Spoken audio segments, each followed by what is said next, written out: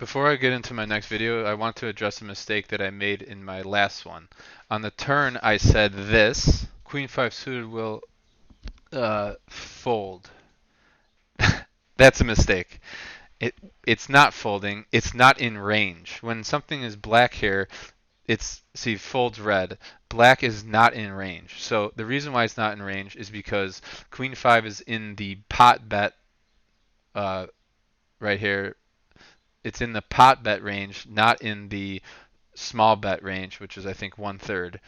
So Queen 5 doesn't even fall into this range, which is a mistake I wanted to correct from last video. I saw it in my editing process, and then my friend pointed out to me too, which is good by him. But yeah, that's just a mistake I wanted to clear up from my last video, and we'll move on to the next one. So the hand I want to go over is a hand I played last weekend at 5-10. We had a 5-10 game going on like all weekend, and it became 5-10-25, and I don't know, it's a pretty cool game.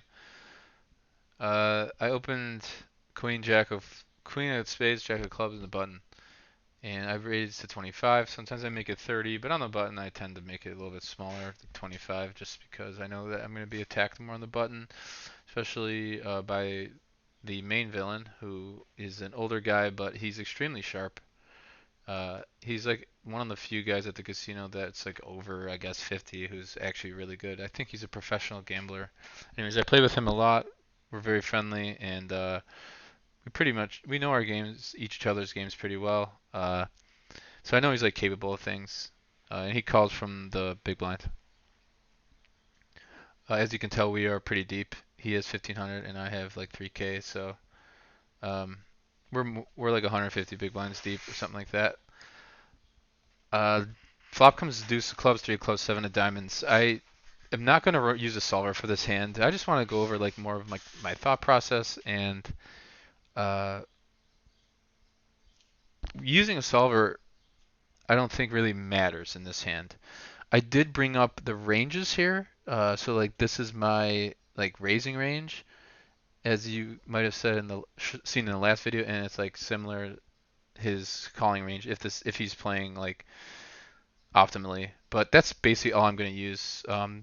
I will maybe run the sim later, and just mainly to see like what mainly the flop, honestly, because and the reason I'm not running it is because it's going to take probably an hour because it's just super wide and we're deep.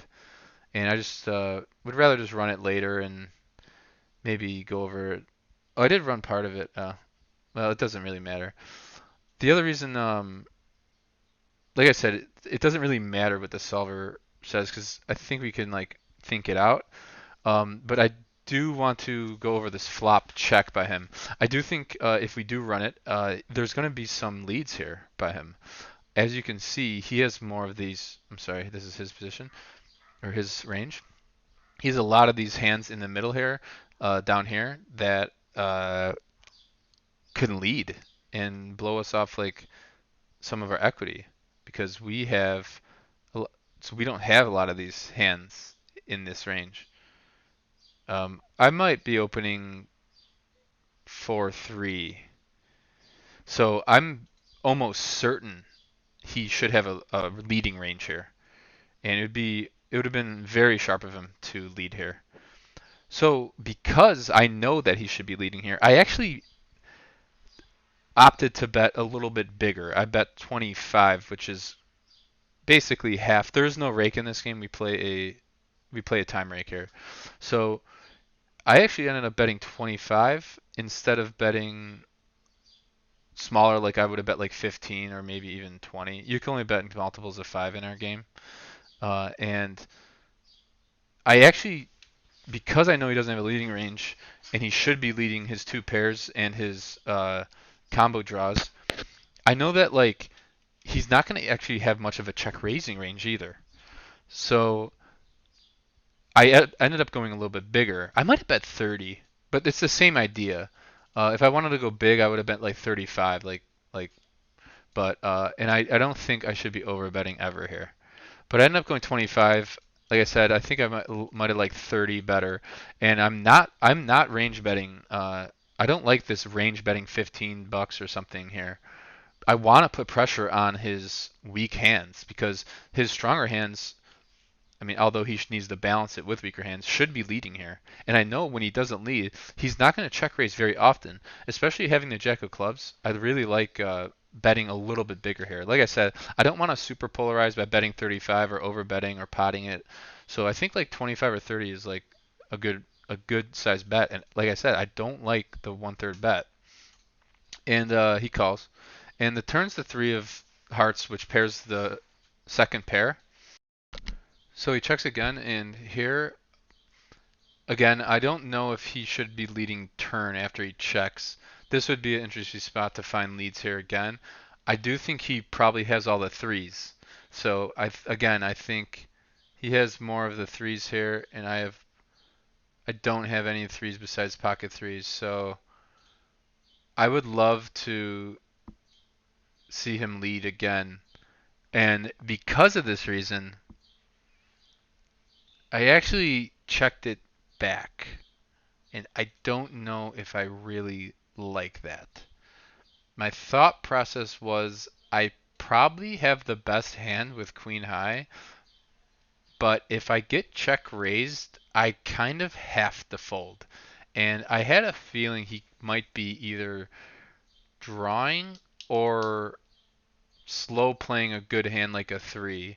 And because he has way more threes than me, I kind of just thought it played better as a check back. Now, the problem with that logic is sort of that it's conflicting with the idea of understanding the range. Because he has more threes, he should be leading the threes, but he didn't lead on the flop, and he checks the turn. So even though it's sort of conflicting, I sort of like the check, and I sort of hate it at the same time. I think this is a hard spot to play. I think if we ran it in the solver, we would see a lot of checks because he has more threes. But it's whatever. We still have two overs, and we block some of the flushes. So I check, and the river's the eight of spades. Interestingly enough, he overbets. Now, this is where I really wanted to talk about my thought process. Okay, if we bring up his range again, now the range will get weeded out and thinner as we go through the streets and through the hand. So obviously he's not going to have this full range on the river. It's going to be way less hands. But because, let me see if I could move this around. Because this is going to be small, but you'll see you'll be able to get a picture of it. Because he has a lot of these middling straight draws, like 4-5, 5-6, ace, ace 4, ace deuce. I'm sorry, ace deuce is beating us. Ace 6, ace 6, yeah, 4-5, 7-5, 6-5, 8-4. Those types of hands, he has so much trash, and then he has all the clubs, I think, still in the range. Like, like I, like I said, a lot of these would be weeded out. But if let's just say he has every combo of all these without a pair, we'll make it bigger again. If he has all these combos that are just the club combos, he probably still holds on to these on the flop and is trying to get a free river and see if the clubs hit.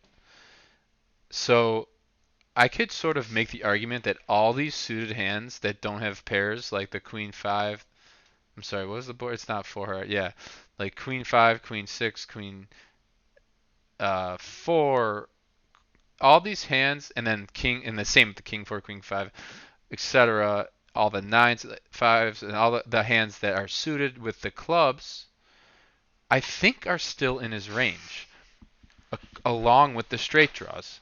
So if he's calling the flop with those hands. I think what he's gonna try to do on the river with a hand with a pair is to get me to make a crying call with any of my ace or king highs and maybe some queen highs. And he's gonna bet small, like uh, one half at most, maybe one third. So the pot was 105, so maybe he bets 30 to 50 on the river with when he has 7-5, 7-6, 8-6, 8-5, 8 those types of hands with one pair, ace deuce, ace three. Well, the three he has trips. I still think like all of his quote unquote value range is going to be betting small.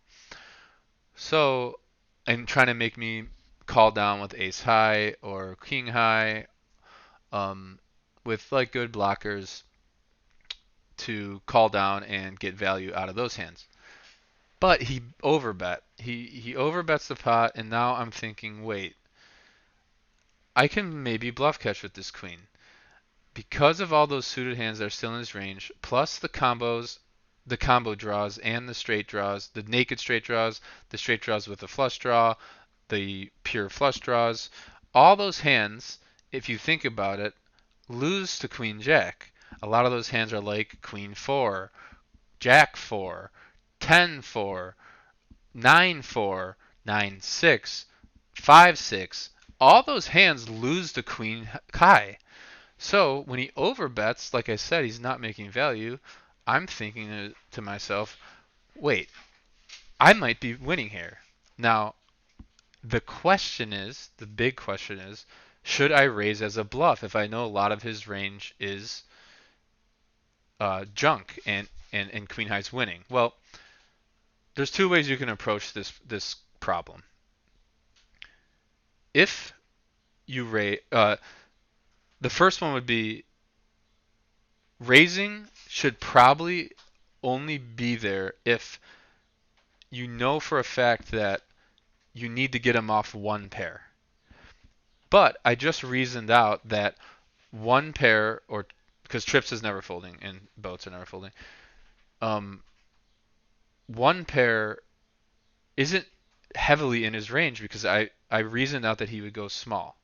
The other the other answer to the question of if you should raise or not is blockers. I don't have that very relevant blockers. I have the jack of clubs, which blocks some combos with the jack, but I don't have the like straight blockers. And just because I have the jack of clubs, which would block a lot of these jack hands, he has still all these other hands in range with the queen highs, uh, the 10 highs, the 9 highs, the 8 highs, the 7 highs, the 6 highs, the 5 highs, the 4 highs.